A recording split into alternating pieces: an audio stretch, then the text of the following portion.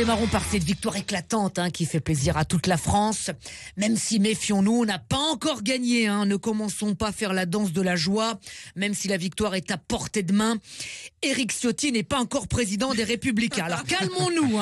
On le souhaite tous, évidemment, pour relancer la confiance dans le pays, l'optimisme, la fin des restrictions énergétiques, tout ça. Mais attendons. Bon, sinon, une autre victoire dont on a peu parlé, celle des Bleus, hier au Qatar. Écoutez, je suis content pour eux, mais moi je suis comme les 14,3 millions de téléspectateurs d'hier. Je boycotte le mondial du Qatar. Voilà. En plus, ce France-Pologne, là, ça devait être un crève-cœur pour Gérard Depardieu. Son pays de naissance contre son pays de boisson. L'autre français du cœur, mais polonais du foie, ça devait être tendu pour lui. N'empêche, il y en a un qui est mal, c'est Emmanuel Macron. Il avait dit un peu emmerdé, tu t'en souviens, oui, j'irai au Qatar si la France se qualifie pour les demi-finales. Façon de dire oui, j'irai au Qatar quand Michel Houellebecq aura des dents. Bah bim, va falloir qu'il commence à aller sur kayak.fr pour checker ses billets d'avion, le Manu.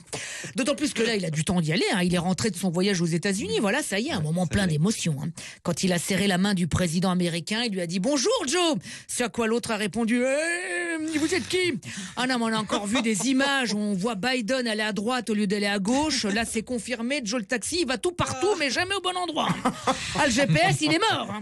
Il sucre tellement les fraises, Jojo la frite, que bonne maman va le prendre comme égérie pour ses confitures.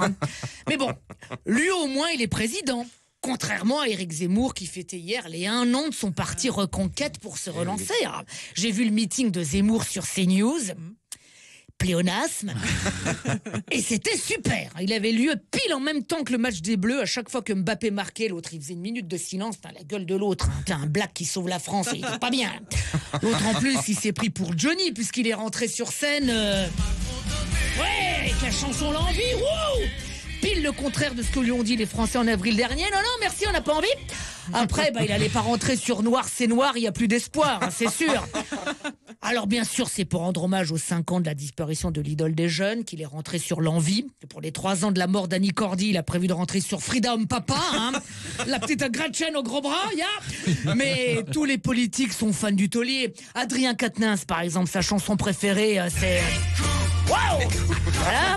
Sandrine Rousseau, sa préférée, c'est... Sauf si c'est pour un barbecue, évidemment. Quant à moi, ma préférée, j'avoue, c'est... Je te promets le sel au baiser de ma bouche. Je te promets le miel à ma main qui va pleurer.